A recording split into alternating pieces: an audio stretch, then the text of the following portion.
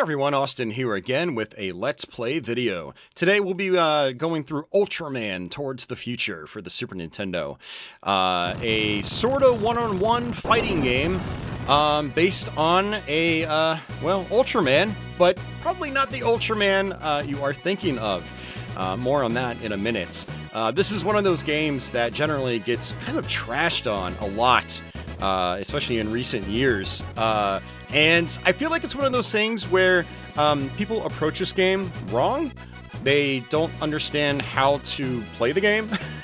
And they jump in thinking it's going to be like a Street Fighter 2 clone or something like that. And it's really not that. It is just its own thing. And rather than labeling this as a fighting game, I kind of look at it more as like just like a big character, stiff action game where you have to understand its mechanics and play by its own rules to really have it click and have it make sense. And so what I'm going to do is walk you through the game. I'm going to just talk out loud why I do the things I do on screen, and if you want to try to give this game a shot or give it another try, if you're one of those people that just has never liked it, maybe with listening to my commentary, it might click and you might be like, oh, this, I could see like the fun in this. It's not the most amazing thing ever, but it's also not the trash that people make it out to be. There is some middle ground with regards to this game. However, I've actually previously done a Let's Play of this, probably about 8 or 9 years ago at this point, but I wanted to try to crank out a short and sweet Let's Play in 2025, but I decided to look up some information on Ultraman. I have never actually seen the TV series. It started off in 1966, and it's just been a long-running franchise with tons and tons of television spin-offs and films and whatever, but also just countless video games. What's really interesting about this one, however, is that there already was a 1990 Super Famicom Ultraman game that was apparently based on the 1966 television series. That version was also later brought to arcades, same game basically, and then that arcade version was later ported to the Sega Mega Drive in Japan, and then I think the original Nintendo Game Boy also got a version of this. The reason I'm bringing this up is that I think this one gets lumped with that one, and that's a problem because this is actually a totally different game. Not totally.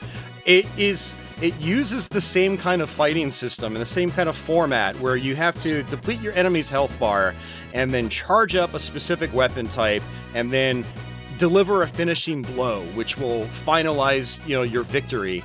All that is still here in this version. However, this one is actually based on around a 1990-ish television series, and it's called Ultraman Towards the Future. It's not based on the 66 series, but it's based on a, at the time, modern brand new series. And I never knew that because I've never really kept up with Ultraman lore or anything like that. What's really cool about this one is the visuals are heavily improved and better over the Super Famicom original. The bosses are new, and the bosses are based on the then current TV series. The soundtrack is way more moody. The art style on the enemies is less goofy, and I think a little more edgy in a way. I think a lot of the monsters in this actually look kind of cool. A lot of the Ultraman art also looks kind of cool, whereas like classic Ultraman prior to this is more cheesy, and it's just like fun. It's whatever, And so I was just like really surprised that this was basically a brand new game that wasn't released anywhere else other than North America. So when people say Ultraman on, say, Super Famicom sucks, maybe they're actually talking about the Super Famicom version, maybe not this one, or maybe they are talking about this one, but anyway. It's just interesting. This is one of those games that people just kind of dunk on a lot, I think, because ultimately at the end of the day, they don't really understand how to play it, and they don't want to learn the game's rules and figure it out and then try to judge it from there. They just they get stuck on the first fight, they think it's stiff, and they just, boom, that's it. Terrible game, worst game ever, that sort of thing. And I don't think this game really deserves that level, I think, of criticism. I don't think it's the greatest thing ever, but it's far from the worst thing ever. I put it kind of somewhere flat in the middle. It's a fun little single-player experience that is also score-driven. So if you're a score chaser, there are some things to try to, you know, pump your score up a little bit higher, and we'll talk about that as we play through the game. So first thing I wanted to show off is if you hold down select on the title screen and then hit start, you'll actually be taken to an options menu. Now your difficulty defaults to normal. There is an expert. Now, if you beat expert, I don't know if anything higher than that unlocks. I don't remember if I've even done expert before, but we're going to be playing on the default normal difficulty. If you just hit start from the title screen, just assume that you're going to be playing on the default normal difficulty. Now, if you do have trouble with the game, you could lower it down to easy. So that is something I think a lot of people don't really understand either, is there is an options menu. It's not obvious how to get to it. But they end up playing on the default normal difficulty level, which, you know, if you don't know what you're doing, is going to have a steep-ish difficulty curve. But there's only so many functions in this game. You're going to get used to the fights, and you're going to get used to how to play the game, and you'll get used to you figuring out what to do and what not to do. Because there are a lot of, I think, not necessarily useless, you know, moves in this game, but there are moves that are way better than others that you just want to focus on. That's a discipline thing. So also, as you play through the game, you actually unlock test fights. So if you struggle with a specific boss, say you get a game over, you can hit select, then start to get to the options menu, and then go to whatever fight you ended on, and you can practice it for free. So yeah, there is basically a practice mode in this, which is kind of cool. So since we just booted up the game, I only have access to the first fight, but it is there. And of course, you've got music tests, you've got sound tests and stuff like that. And, you know, it's just cool. So let's go ahead and hit exit, and then wait for the title screen to boot back up. And then we'll go ahead and hit the start button. So this is a very simplistic, straightforward game, which is probably a big reason why the original version from Super Famicom ended up as an arcade game, because it is super straightforward. There's, especially this version, there's like no story or anything. There's like no text. In the original, there is actually like you'll talk to your opponents and blah, blah, blah. You know, Japanese kanji comes up and giving you some story. But this is just literally a straightforward arcade-style game. And I think that's one of the things I like about it. Mode 7 effects are really nice in this. Again, this was a super early title to keep it in the perspective. And it's also very colorful. So anyway, so this is Ultraman. You've got a few moves. B lets you punch. A will let you kick. Now, if you do things like hold up, you'll do different variations of these moves.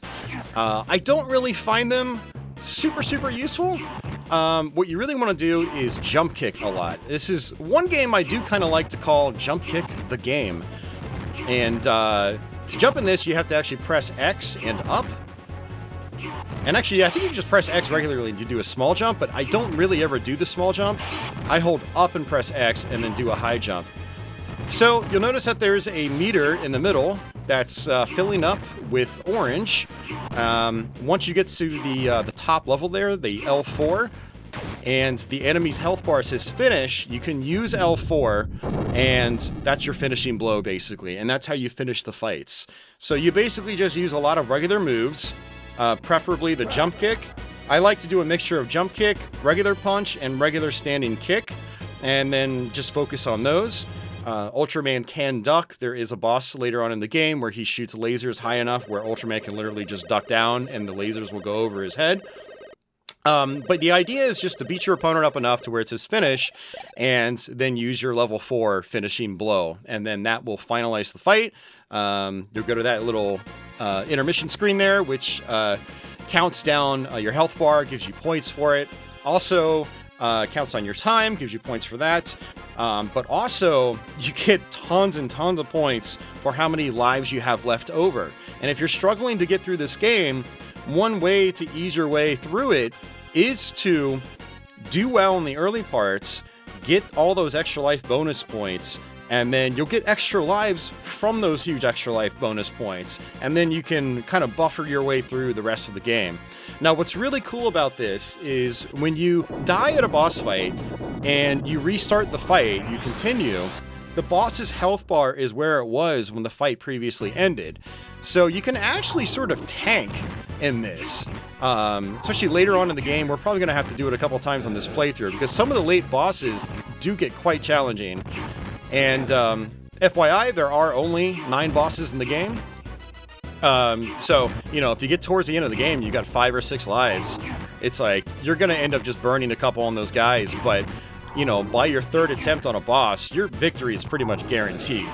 Because of just how the boss's health bars don't really replenish from, you know, life to life, continue to continue. So this is Bogun, and as you can see, what I'm doing is I'm just jump kicking. And what's really cool about the jump kick in this game is that you have mid-air control. And so what I like to do is just kind of jump up and then just lightly tap the D-pad when I want to just get in just a little bit. When I want to just inch forward, I just tap the D-pad just a little bit. And if I want to go farther across the screen, I hold the button down, or hold the D-pad down a lot longer. And it's all about just positioning your character. And you go just high enough off the screen to where you can usually still see the boss's head. So you can just position yourself, and then boom, my meter had fully charged up, and then use the finishing blow, and then boom, we're good to go. So your whole meter system, it just charges up on its own. It's on a timer. There's no button you have to press or anything like that for it to charge up. It just does it on its own. And so even if you get the boss's health bar down all the way, you do have to still wait and keep attacking until the finishing blow is ready. If you use any of the other attacks before the finishing blow is charged up, your meter will reset, and then, oh, no extra life for that. Your meter will reset, and you'll have to just wait extra time for it to charge back up. Now, there are a couple of projectiles for level 1 and level 2 that you can use. I think level 3 is some kind of shield. I don't remember if level 3 is a shield. There is a way you can basically bring up like a vertical reflective shield. I don't recommend using that. It's just wasting your energy. Just use regular normal moves and then wait for your level 4 to charge all the way up. If I know I'm fighting a difficult boss and I know I'm not going to be able to get to the finishing move and pull that off, I use my level 1 and level 2 lasers on the boss just to deplete its health as much as possible. That way, when I do have to continue and reuse or use a life, my victory is much more likely. And as you, again, like I said, we'll probably see myself losing towards the end of this game because the bosses do get pretty tough. Once you get to bosses like 7, 8, and 9, it starts to get pretty challenging. Now, guys like this can be kind of a roadblock for new players because this guy really likes to just roll all over the place. But again, if you just jump, watch him, look at his head as you're high up into the air, and just try to land with your kick. Basically, you're just holding up and jumping and then pressing A to do this sort of drop kick. And doing pretty well so far, actually. We're almost at level 3. And his health bar is almost depleted all the way. I do like the up and punch, which lets you do an uppercut. It actually comes out pretty quickly.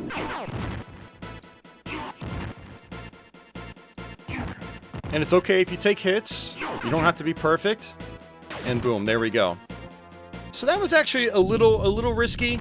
So once their health bar gets to the finish point, it only takes a certain amount of time for their health to regenerate slightly, which takes them off finish.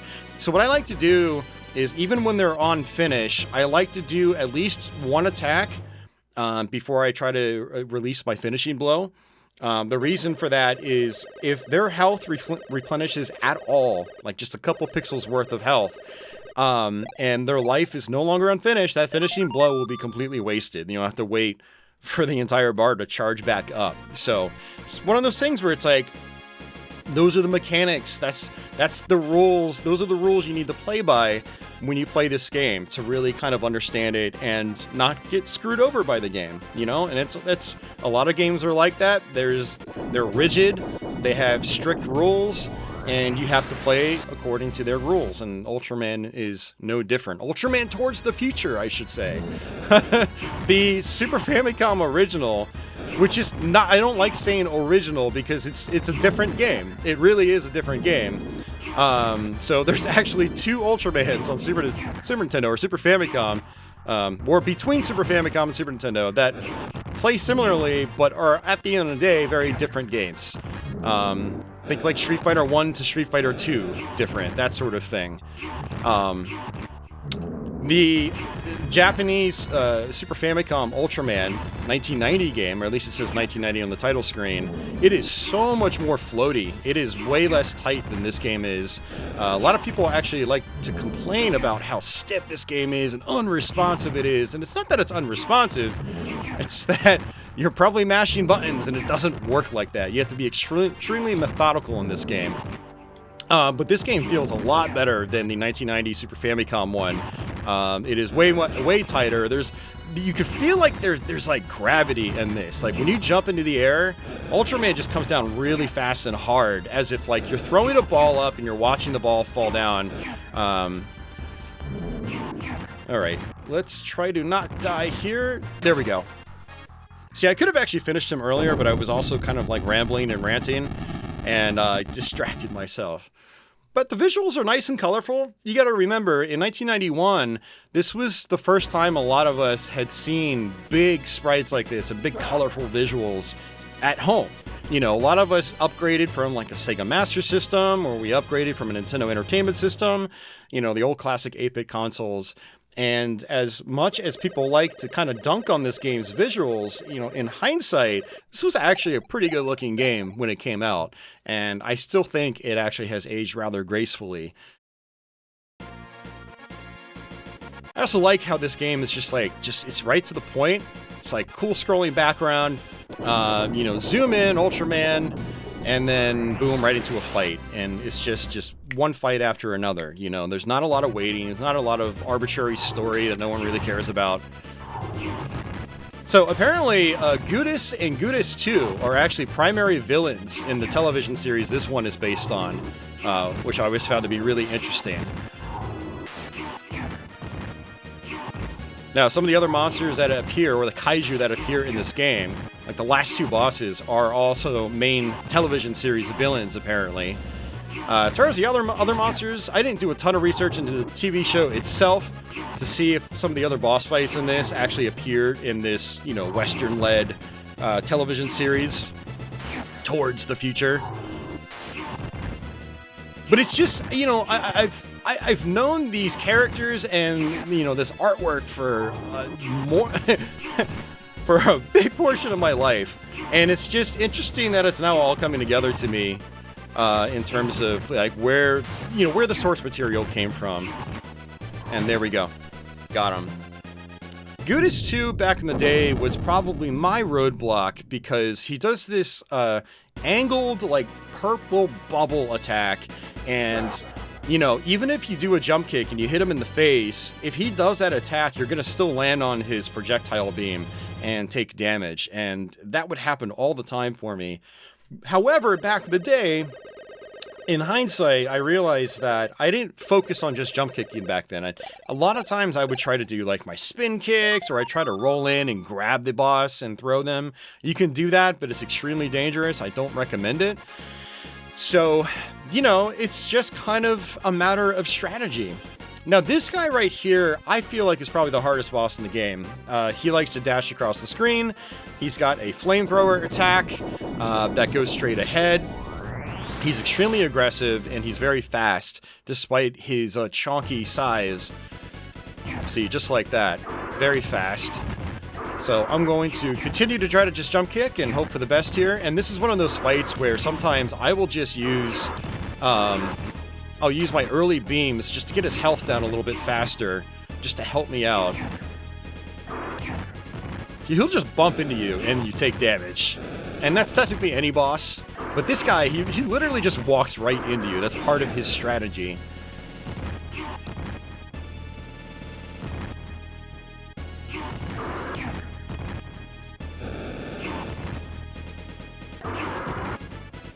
Now I can try to just kind of sit on the ground and just do some kicks. Maybe he'll just run into my feet and my fists. I'm just going to take it slow and steady.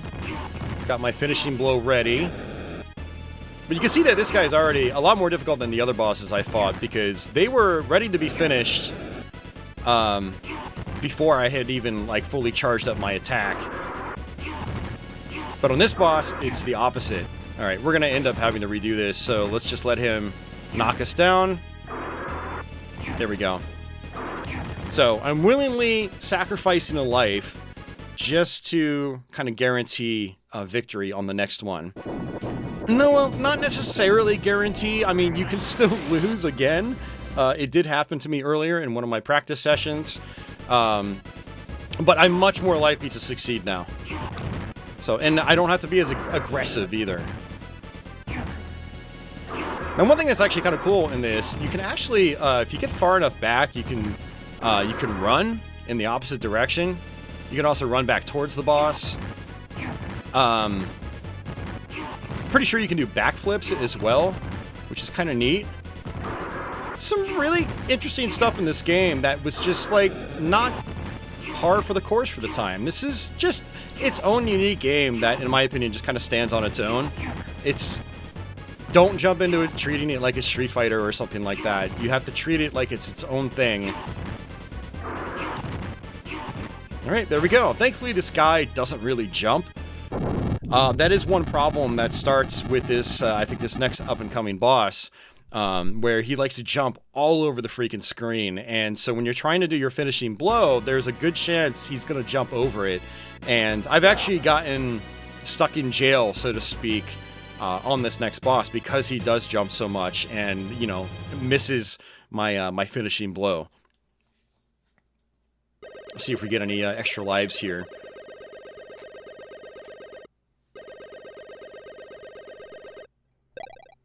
Yes, so many points. Extra life, there we go. So I sacrificed a life, but I still had 3 lives, got a lot of points, and replenished that life I lost. So, Majaba, or Majaba? Yeah, this guy is really fast, but a couple things you can do on this boss is try to anticipate his high jump and then basically meet him up in the sky with a kick to the face, just like that. And that. Ooh. Now again, he also has a projectile, and I can actually duck that.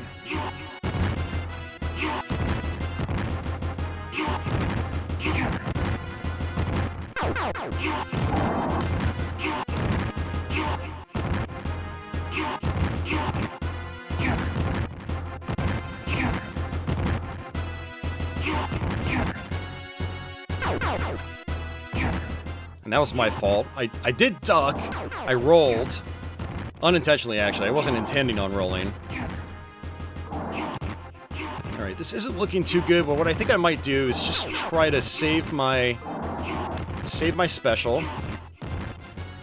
My finishing blow.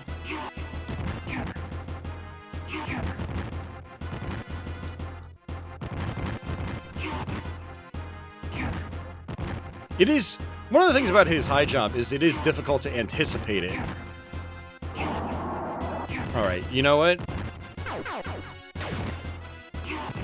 Well, it's a bummer we had to use that. It would have been nice if I was able to get enough hits on him to not have to use my finishing blow early. So we're going to end up sacrificing another life here, most likely.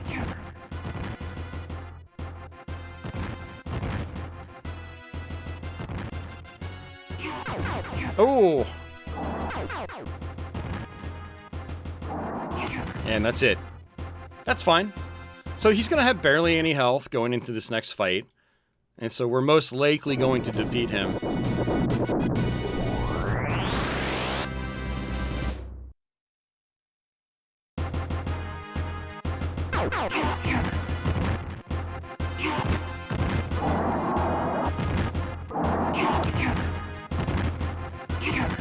I'm not fast enough here. Yeah, the ducking works really well against this guy, which is nice. On other bosses, it does not work so well, because they'll shoot at an angle, which means you cannot duck underneath their projectiles. Alright, we're at level 3. So again, I'm just jumping up constantly. And just because you jump up doesn't mean you have to attack.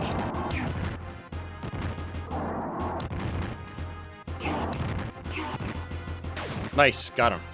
I was worried he was going to jump. It's also kind of neat that bosses have different explosions. They reuse a lot of the same explosions, but it's not the same explosion every time you defeat a boss. I'm always a fan of, you know, some attention to detail like that. Mixing things up a little bit. Varieties, the spice of life, all that sort of stuff.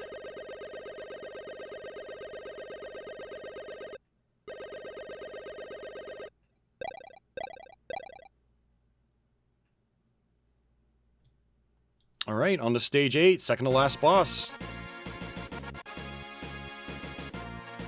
Kodalar.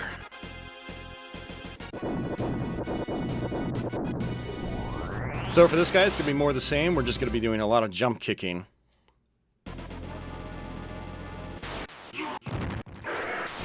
Now, his laser there, it is pretty powerful, and it goes along the ground. It goes all the way across the screen.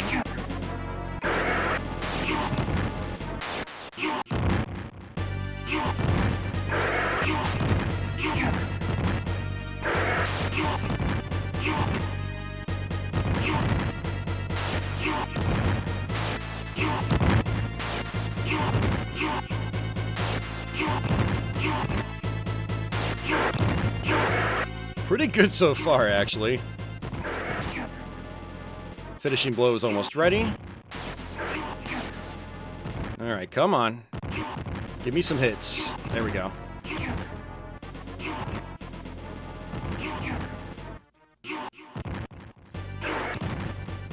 Got him.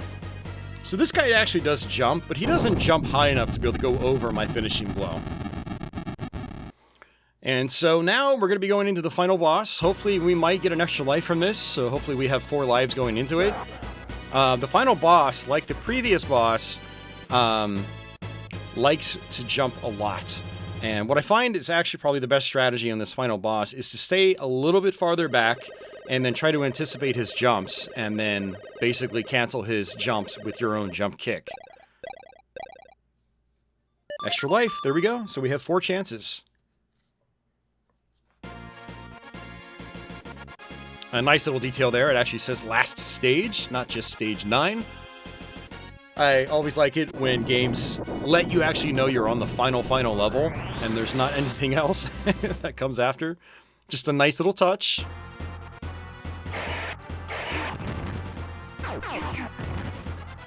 Okay, he's got medium jumps, he's got high jumps. Now you'll notice that I actually did do a jump kick there, but I wasn't able to actually hit him because I kicked too early.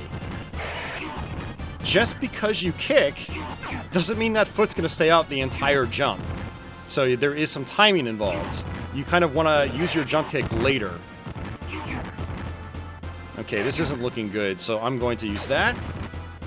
Wow, I barely touched him.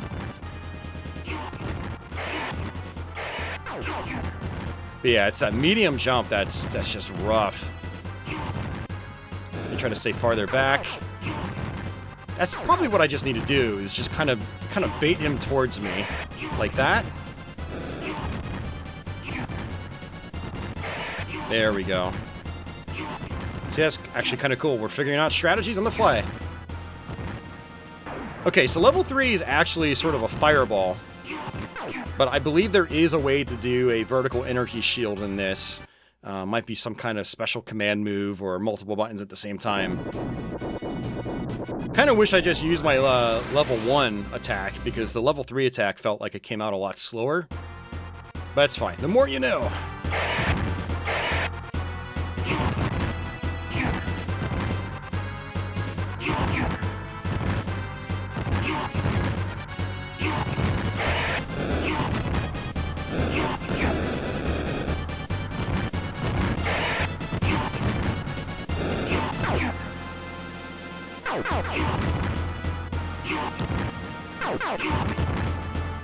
Yeah, notice I'm just kind of going backwards.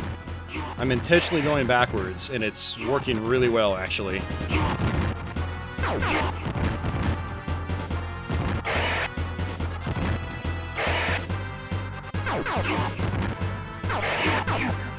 Alright, finishing blow is ready. Just need to do some more damage. Yeah, you'll notice that he jumped high there, and I just When he landed on the ground, he just met my foot.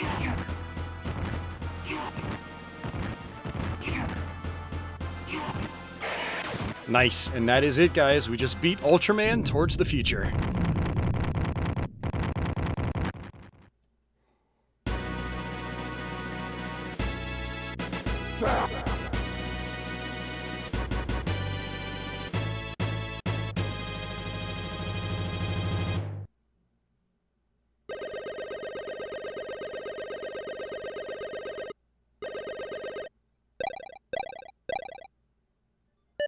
Another extra life, even though we don't need it.